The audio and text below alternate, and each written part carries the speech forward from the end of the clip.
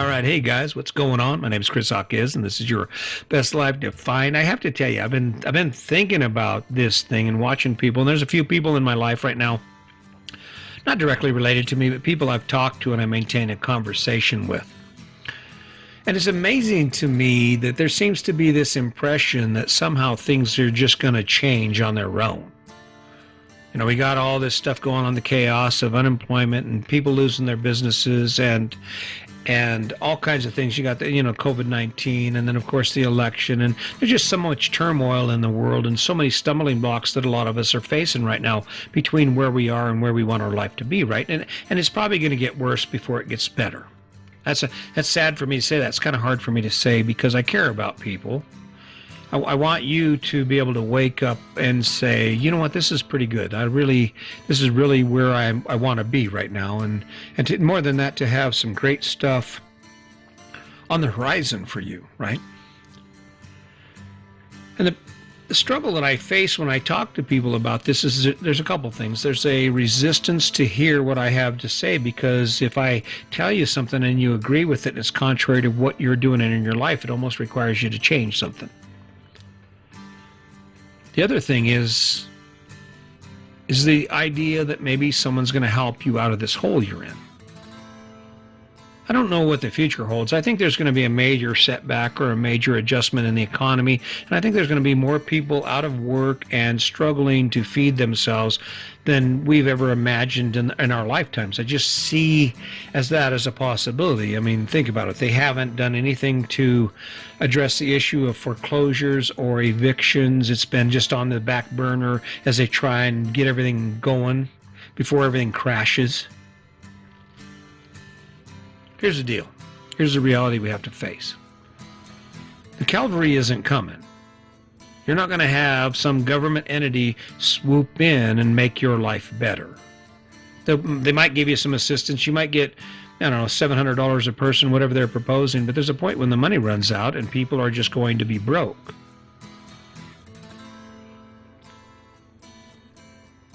But the struggle we face is that if we wait too long for that, if we're not adjusting and making changes in our life to make sure that we are in the best possible position we can be in given the current situation, there's no one going to come along and help us do that. And the longer we wait for that Calvary that's not coming, the deeper in the debt we are, the farther in the hole we are, and the harder it's going to be to climb out. And we talk about, there are people who have been unemployed since COVID-19 began, but I'm thinking, well, why would you be unemployed for that long? And even if you're not making the money that you could have been making by picking up a different job, you could have picked up some money. You could have gotten 2 jobs. And I think people say, well, that's kind of insensitive. Well, no, it's truth. It is basic truth. The world doesn't care about you. I don't care what you say. I mean, there are people who care about people, and there are very compassionate people in the world. But in the end, where you are is all on you. The Calvary's not coming. No one's going to lift you up out of your hole. You're going to have to build the ladder and climb out yourself. I'm not being insensitive here. But if you're struggling, if you're financially struggling, or maybe your relationship is struggling. Maybe you have an addiction. Maybe there are things in your life that you're doing that you wish you could stop and you just can't seem to stop. No one is going to save you. No one is going to say, hey, here you go. Listen, I see you're struggling, so I'm just going to make it easy for you. You got to climb out of your own hole. How do you do that? How do we find that energy? I mean, I know you look at me, and maybe I've been fortunate. I certainly wasn't born with a golden spoon in my mouth. I've worked hard for everything I've achieved. And even now, I show up every day. I do this podcast, and every day I think, oh my God, I suck, and then I do it again anyway, right? That's because no one can do this for me. No one's going to come and say, hey, listen, Chris, I'm going to help you change the world, and you don't have to do a thing. And no matter what happens, like the other day I was having trouble with some technical issues, and I'm like, doesn't anybody come and say, hey, listen, I'll take care of that. Don't worry about that.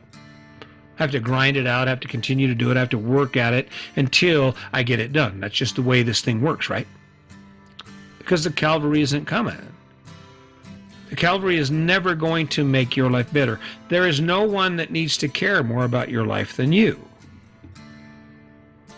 So let's just say you're sitting in the middle of the mountains and there's no one searching for you. You got to get out, right? You got to escape. You got to find a way out of this mess you're in, right? Well, first thing you got to do is you probably should spend some time thinking about the mess you're in. How did you get in that mess isn't important. The question is, how am I going to get out of that mess? Doesn't matter. You don't have to sit in the mud up to your waist, quicksand up to your waist. It doesn't do you any good to sit there and think about, well, yeah, I walked over there and then I stepped on that rock and then I slipped and fell and now I'm in quicksand. How's that going to improve your situation? The point you have to remember is no one's going to come and get you in the middle of the wilderness in quicksand up to your waist. So your thought process should turn to, okay, how am I going to get myself out of this? What steps can I take to change that thing in my life that is killing me, that's about to kill me, that's covering me up, that's smothering me, that's making my life suck? Maybe you should look around for a low-hanging branch. Maybe you can flatten yourself out or slip out of your clothes, or maybe you can reach the bank. Maybe you can work towards the edge. I don't know. If you're financially strapped right now, if you're getting ready to see a massive change in your life because there's no money and maybe you didn't start soon enough, you got left behind, and now you're got behind the 8 ball because you owe $10,000 in mortgage payments or in back rent. And where are you going to get that kind of money, right? And the government's going to give you $700, woo, and $300 a week on unemployment. That ought to help, huh? $1,200 a month, yeah, that'll help. Don't wait for the Calvary. That's my point. Sometimes living your best life isn't about doing these amazing adventures like hanging out on Miramar Beach or any of the things I've mentioned over the past podcast, right? Sometimes living your best life is facing that struggle head on with eyes wide open like a lion, scanning the horizon and saying, okay, whether I want to or not, whether I love it or I hate it, that's not the point. The point is I've got to do something to save myself. I've got to do something to better my position to achieve what I need to achieve because the Calvary isn't coming. Now, granted, and sadly so, there are going to be people who they kind of sit on the edge and they fail to wait too long. They wait too long to act, right? Is that going to be you? See, the reality is, no one would have thought of this, but do you realize Hanes Underwear, the Hanes company that makes clothing, right? You realize that they have a mask line now. They have a whole line of clothing, and it's masks. We walk into stores now, there's displays, masks everywhere, right? All kinds of different designs, everybody doing it, right? You know what that was, don't you? That was a company changing direction. And now it was in the interest of national security too. I mean, they did this because we needed masks, but look at the opportunity there. But how many people who don't have any affiliation with Hanes have made millions of dollars over the course of this COVID-19 because they said, oh my goodness, hey, listen, we have sewing machines, let's do this. Hey, we have sewing machines, let's do that. Hey, we can do this. We have a distillery, let's go ahead and make hand sanitizer. Hell, yeah, let's do that, right? That's what happens when people take action and decide to save themselves. And I know it's sad. It's sad. The world is struggling. But the reality is, if you don't take action in your life is going to continue to get worse amid this COVID-19. And before you know it, you're going to be in a hole so deep, you can't see the sky. And even when you're sitting in the bottom of that deep, dark hole, guess what? It's still going to be on you to climb out. I'll talk to you. I'll tell you, hey, listen, I feel it. I've been there. I've been in holes so deep I couldn't see the sky too, but I climbed out. I said, okay, what can I do? Let me look around. Let me see. Let me find a branch to pull me out of this deep, dark hole. Maybe I can dig holes in the side of the wall and climb up, make some steps. I don't know. But the point is, we're going through some really tough times right now.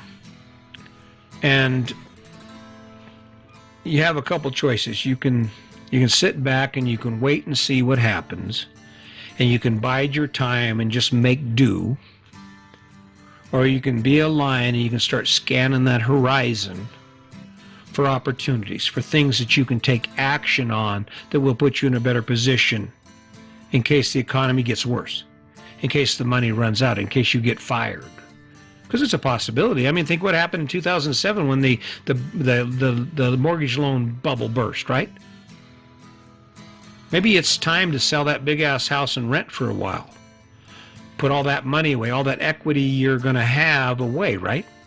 Maybe it's time to sell that big-ass truck and get you a little truck that you can just buy straight out because you don't want to have to make those payments. Maybe it's time for you to reorganize your life, and maybe to the point that if you have young adult children who are out on their own and they're struggling, maybe it comes down to a plan, or maybe you have a brother or sister or a family that you know of that is struggling because of COVID-19. Maybe it's time to go ahead and step away from that conventional lifestyle and do what it takes to help each other out. Maybe you can swap off on daycare, have alternating shifts so you can both carry a job and earn some money, and while one person's working, the other person's watching kids, right?